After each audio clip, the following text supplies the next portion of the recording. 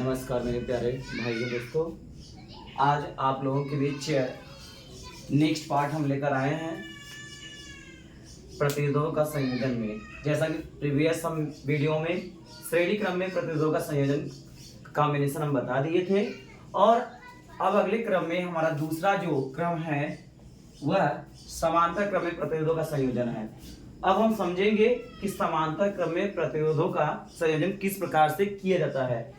तो ये समझिए, ये हमारा परिपथ बना है। अब इसकी डिफिनीशन पहले हम कैसे देंगे कि कैसे समझेंगे इससे प्रतिरोध का संयोजन कैसे होता है। तो इसमें हम यही बताएंगे कि समस्त प्रतिरोध का, चाहे आप यहाँ पर हमने 3 प्रतिरोध लिया है, आप 4, 5, 6, 10, 20 कितने भी ले सकते हैं, कोई दिक्कत नहीं है।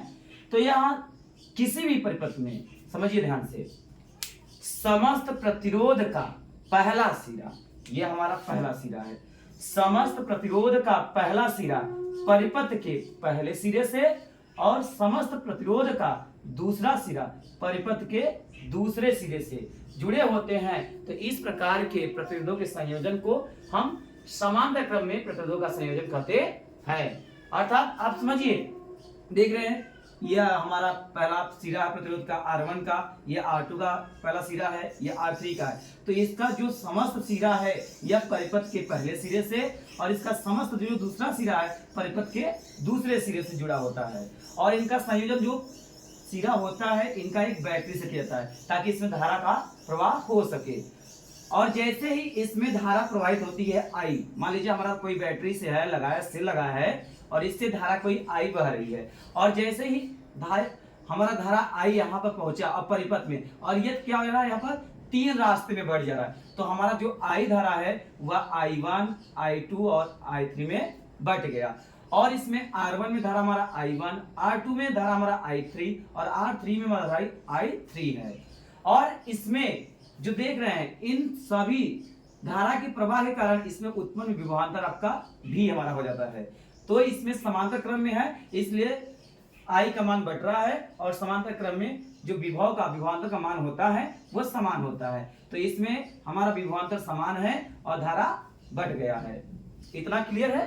तो देखिए एक बार पुनः समझ लीजिए, यदि किसी भी प्रतिरोध के समस्त प्रतिरोध का कोई भी प्रतिरोध का संयोजन है, यदि हम उसको समझते हैं कि यदि प्रत्येक प्रतिरोध का पहला सिरा परिपथ के पहले सिरे से और समस्त प्रतिरोध का दूसरा सिरा परिपथ के दूसरे सिरे से जुड़ा हो, तो इस प्रकार के प्रतिरोधों के संयोजन को समांतर क्रम में प्रतिरोधों का संयोजन कहते हैं। अब इसका हम व्यंजक कैसे प्राप्त करेंगे, ये परीक्षा में हमारा 4 अंक में और इससे रिलेटेड हमारा 2 अंक का और 1 अंक का आंकिक क्वेश्चंस भी आते हैं।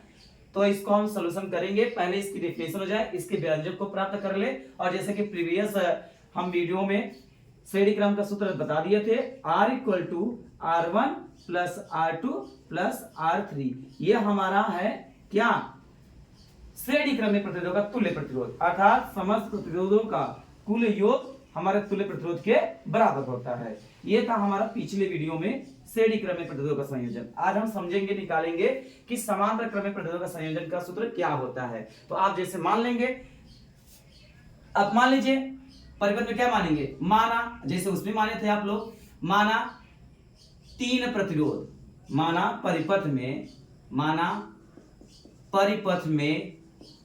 3 प्रतिरोध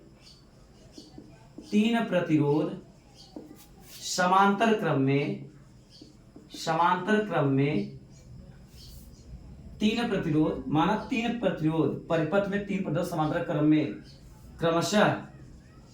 क्रमशः R1, R2 व R3 जुड़े हैं। अब क्या हुआ, ये हमारा लिख दिए गए R1, R2, R3 हमारे समांतर क्रम में जुड़े हैं। समांतर का मतलब एक दूसरे के प्रति लाइनें जो होती है बराबर एक दूसरे को काटती नहीं है, उससे बोलते हैं समांतर। तो ये देख रहे हैं हमारा समांतर, ये भी हमारा समांतर है, तो ये हमें ध्यान देना होगा। तो माना परिपथ में 3 प्रतिरोध समांतर क्रम में क्रमशः R1, R2 व R3 जुड़े हैं। अब जैसे ही बैटरी में धारा प्रवाहित करते हैं, ठीक है, धारा प्रवाहित करते हैं तो धारा I प्रवाहित होती है, और जैसे ही परिपथ में प्रतिरोध में पहुंचता है तो इसकी धारा जो होती है I क्रमशः I1, I2, I3 है। अर्थात करने मतलब यह है कि तीनों प्रतिरोधों में, तीनों प्रतिरोधों में धाराएं क्रमशः I1, I2 व I3 बह रही है और इस धारा प्रवाह के कारण उत्पन्न विभवांतर भी है। तब अब लिख देंगे ओम के नियम से। अब हम ओम का नियम सही जानते हैं कि ओम का नियम होता है V बराबर I R। अभी हम समझ लीजिए समीकरण 1 है। अब V बराबर I R से हम निकाल लेते हैं मान, या इसको छोड़ दीजिए। आप V बराबर I R, ये ओम का नियम है। अब ओम के नियम से हम रखेंगे। तो देखिए हमने आपको पहले भी वीडियो में बता चुके थे, जिसका मान परिपथ में प्रवाह के कारण बटेगा उसी को हम बराबर रखकर ओम के नियम से निकालेंगे। तो यहाँ I का मान बटा है, इसलिए I के ही इक्वल रखेंगे। तो यहाँ हमारा हो जाएगा, जिसे ओम के नियम से I इक्वल टू हो जाएगा हमारा V बाई R हो जाएगा। तो चलिए हम यहाँ पर रखते हैं। तो हमारा क्या मिलेगा, अब ध्यान से देखिएगा। तो हो जाएगा I1 इक्वल टू V बटे R1 समीकरण नंबर 1, I2 बराबर V बटे R2 समीकरण नंबर 2, और I3 बराबर V अपान R3 समीकरण नंबर 3। ये हमारा समीकरण मिल गया। अब इनको हम क्या कर देंगे, जैसा कि प्रीवियस वीडियो में बताए थे, बाएं को बाएं में, दाएं को दाएं में हम ऐड कर देंगे। तो हमारा क्या मिल जाएगा, I1 plus I2 plus I3 equal to हो जाएगा V बटे R1 प्लस V बटे R2 प्लस V बटे R3। बाएं को बाएं में जोड़ दिए, संयोजित कर दिए हैं 1 2 3 समीकरण को। अब हम जानते हैं परिपथ में हमारा, हम जानते हैं कि परिपथ की कुल धारा I है।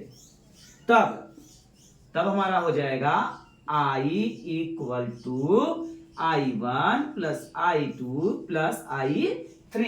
ये हमारा निकल गया। अब चलिए हम आगे चलते हैं। तो चलिए ऊपर का इरेज कर देते हैं, यहां पर ध्यान से देखिएगा, इतना इरेज कर देना है।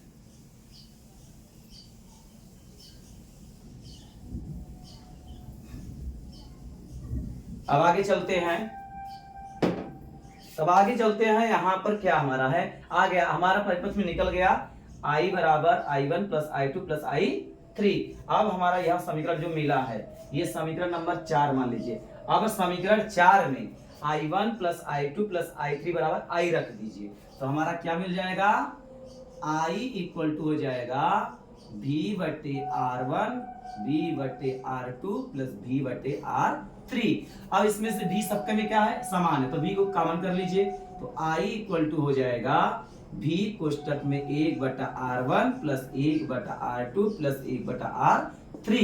अब हम यहाँ पर क्या कर देंगे, कन्वर्ट कर दीजिए। आप ओम के नियम से ये भी लगा सकते हैं, ओम के नियम से आप ऐसे भी कर सकते हैं। V बराबर क्या होता है IR, V बराबर क्या होता है IR।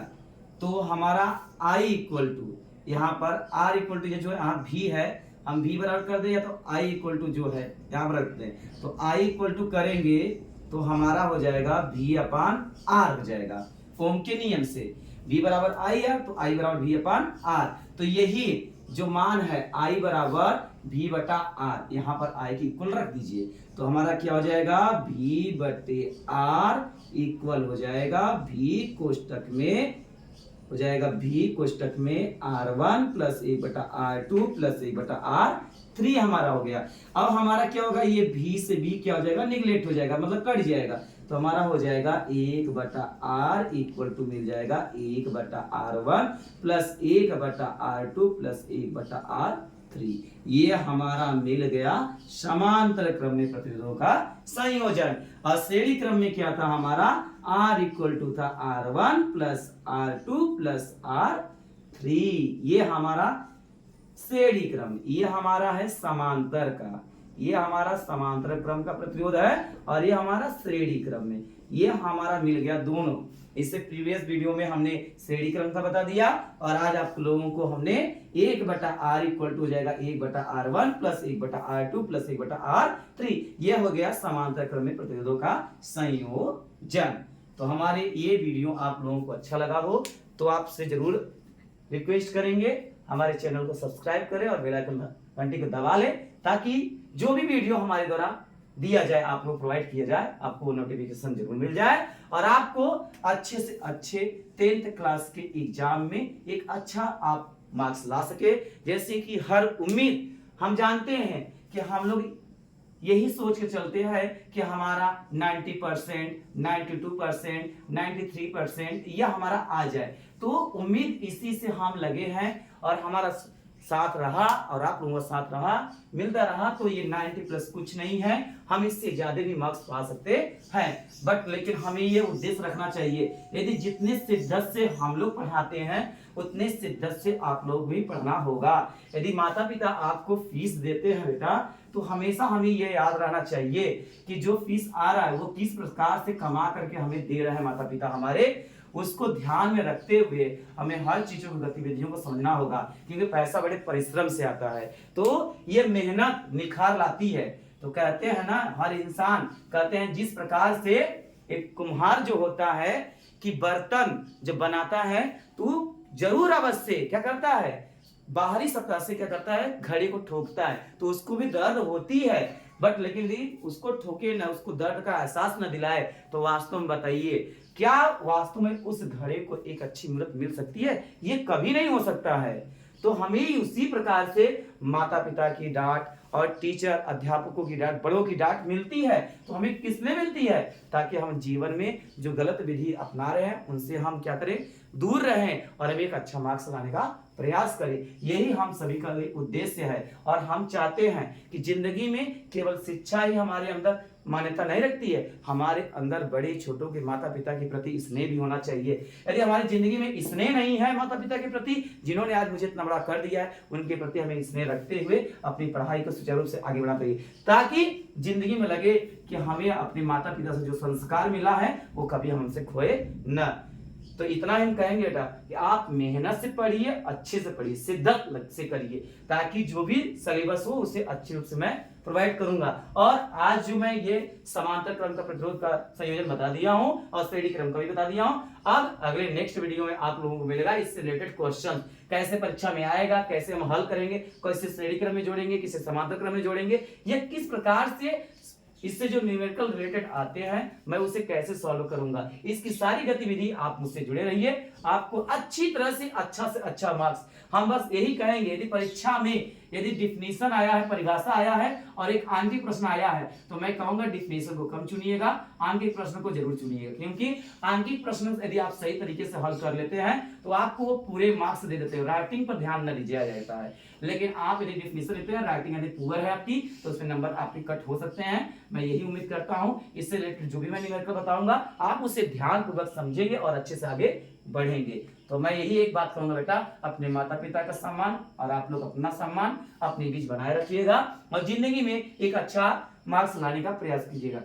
हम लोगों का प्यार और दुलार आप लोगों के साथ है, तो हमारा ये चैनल जो है इसे आप लोग सब्सक्राइब करें और इसे आगे बढ़ाने का प्रयास करें, मैं आप लोगों से ही निवेदन करता हूं। और जितना मैं शिद्दत से पढ़ाऊंगा आप लोगों की भी उतनी शिद्दत से पढ़ना पड़ेगा। यदि हम मेहनत कर रहे हैं, आप मेहनत न करें तो कुछ नहीं होगा। यदि आप मेहनत कर रहे हैं, यदि हम लोग मेहनत न करें तो आप लोगों को भी कोई मतलब नहीं निकलेगा। इसलिए हम दोनों को भी एक समान रूप से वर्क करना पड़ेगा, ठीक है। तो आज के लिए इतना ही, आज आपको मिल गया है, हमें समांतर क्रम में जोड़ना है। यदि सवाल हल करना है तो 1/R बराबर 1/R1 plus 1/R2 plus 1/R3 लेना होगा और श्रेणी क्रम में जोड़ना है तो R इक्वल टू हो जाएगा R1 plus R2 plus R3। अब मैं इसको हल करने के लिए आपको मैं बता दे रहा हूं, आपको भिन्न का जो फ्रैक्शंस होता है वो सवाल हमें आना चाहिए। तो चलिए थोड़ा सा हिंट आपको थोड़ा सा दे देते हैं, इसको कैसे फ्रैक्शन के रूप में हम हल करते हैं।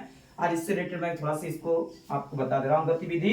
तो ज्यादा समझिएगा। जैसे हमें निकलना होगा कुछ भी, तो हमें भिन्न का जोड़ा, जैसे 1/2 प्लस 1/3 प्लस 1/4 है। अब यहाँ मान लीजिए हमारा 1/r है। अब इसको कैसे हल करेंगे, इसको देखिए, आप 3 मल्टीप्लाई करेंगे तो बहुत दिक्कत हो जाएगा। तो सबसे पहले जो यहाँ 2 3 4 अर्थात 2 3 4 दिया, इनका हमें एलसीएम जिसे कहते हैं लिस्ट कॉमन मल्टीप्लाई, लस जिसे बोलते हैं, लस प, ठीक है, लघुत्तम समापवर्तक जिसे हम बोलते हैं। अब इसका निकालना 2 3 4 का, तो आप ऐसे लिखिएगा 2, 3, 4। अब इसको आराम से शेड्यूल बना करके काटिए। पहले सबसे अंक आप देखिए 2 3 4 5 6 7 8 जो विभाज्यता का नियम है, आप इसे पढ़ लीजिएगा। यदि नहीं आता है तो चलिए इस पे भी हम वीडियो कुछ समय के बाद बना देंगे, आप उसको भी देख लीजिएगा।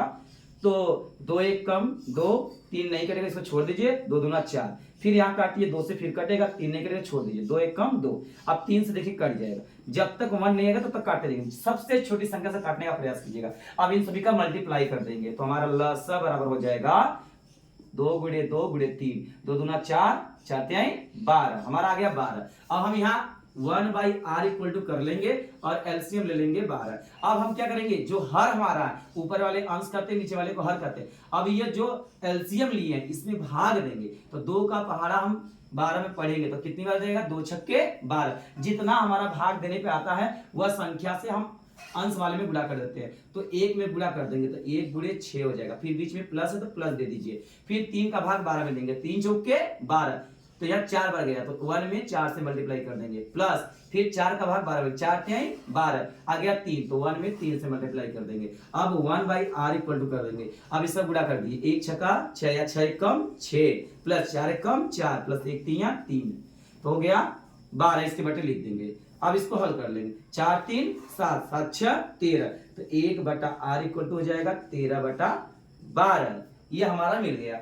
अब देखिए ये 1/r है, जब इसको हम 3 मल्टीप्लाई कर देंगे तो हमारा आ जाएगा 13r, ये हमारा आ जाएगा क्या, 13r इक्वल टू 12 हो जाएगा, तो r इक्वल टू हो जाएगा 12/13, ये आ जाएगा हमारा ओम। आप जैसा पढ़ चुके हैं, जो प्रतिरोध होता है इसका एसआई मात्रक ओम होता है, इसे एक हम घुमावदार लाइन से ऐसे इस सिंबल से दर्शा देते हैं, ये ओम का संकेत है। प्रतिरोध का जो मात्रक सही होता है ओम, उसका ये सिंबल है, तो ये सिंबल हम दर्शा देते हैं। इस तरह से लिखेंगे तो आपका वो पूरा नंबर मिलेगा। आप जरूर यहाँ पर जो भी न्यूमेरिकल हल कीजिए, इसका जो मात्रक होता है वो लगाइए, यदि मात्रक नहीं होता तो मत लगाइए, लेकिन आपको मात्रक लगाना अनिवार्य है।